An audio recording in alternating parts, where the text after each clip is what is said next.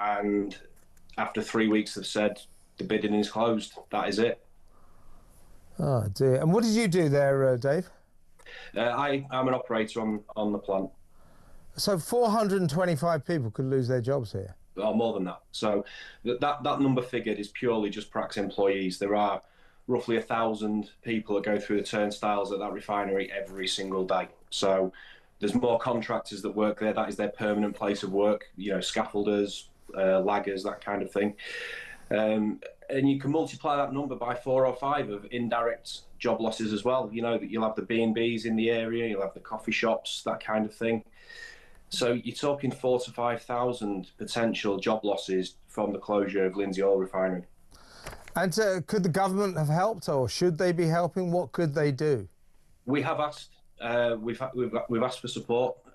We've asked for a crude ship to come in. Being perfectly honest, the refinery will only refine for another 6 days or so, unless we get a crude ship in today, tomorrow. Otherwise, it will close. So we've asked for that support, and they've not been able to give that.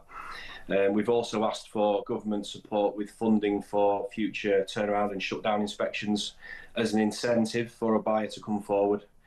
But it just seems all very, very rushed. And the public need to be aware this was the only British-owned refinery in the country, and it's been left to go. I mean, what has gone wrong? Why is the refinery, not working financially? What exactly is the reason? It was awful mismanagement, and to be honest, I don't want to really get into that because all of the media coverage so far has been about the previous owner, his debts that he racked up against the refinery. I mean, we were paying £5 million a month towards the debt, for argument's sake.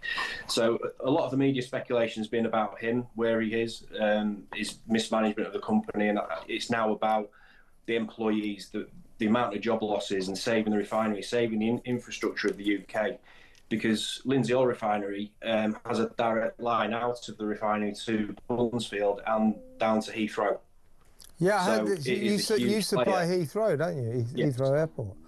Yeah, so it's a key part of the infrastructure of the network in this country. I mean, apart from there've been stories of mismanagement, but is this something to do with, our new obsession with greenness and eco?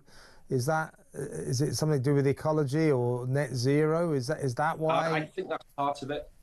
I think that's part of it because why else would it be allowed to just be given up after 3 weeks? I mean, yes, it was mismanaged. Yes, it had lost money, but it had started making money in the last few months. So my argument was, why has it not been supported by the government in terms of getting some more oil in, show that the refinery can make money, which it was, on a longer term period, make it more lucrative and attractive for any potential buyer? Yeah. Did you feel, or have you felt over the last few weeks, that the government's just not really very interested in you because, let's face it, oil refining is not a kind of top net zero activity, is it? Obviously, they've tried to say the right things to us, as all politicians do. And the one thing they did say, which is absolutely true, is that oil is still around, and it will be around in your lifetime, my lifetime, and beyond. The need is there. And as a nation, we already import finished products. Your petrol, your diesel, we import because we don't produce enough. So with the closure of Lindsey Oil Refinery, it's only going to get worse. And, as you will be aware, the government has increased spending on defence to 5% of GDP. How's that going to get fueled if we're importing it? That's a very good point. How long have you worked there, Dave? 13 years. 13 years. How are you feeling personally? Thrown under the bus, basically. I feel that until recently, our voice hasn't been heard. Like I said earlier, it's all been about the mismanagement of the company and the owner. And now it's about getting our voice out and the common sense and the reason behind. We can't let another oil refinery go. Grangemouth went 60, 70 days ago. We can't have 2 go within a matter of 2 to 3 months. It's just crazy. We need to be self-sufficient as a country. Yeah, and would you would maintain? I mean, the mismanagement is one thing, but just because a company is mismanaged, it doesn't mean to say it isn't potentially a functional, possibly profitable company, does it? The liquidators told us that it is a viable company, so it has the potential and would make money if the right person came along and invested. It'd be doing okay. So for them to say that, for us to be making money, and we were given 3 weeks to find a buyer, it just seems to me that there is a hidden agenda here as to why the refinery has been let to shut down. What are the big towns around there, Dave? So Grimsby's the main one. You've got Scunthorpe, Lincoln, Hull, Doncaster. So I mean, this is a lot of people to lose their livelihood, isn't it? More than 1,000 people, yeah? Yeah, it's one of the biggest employers in the area, and it's just going to absolutely decimate the local economy.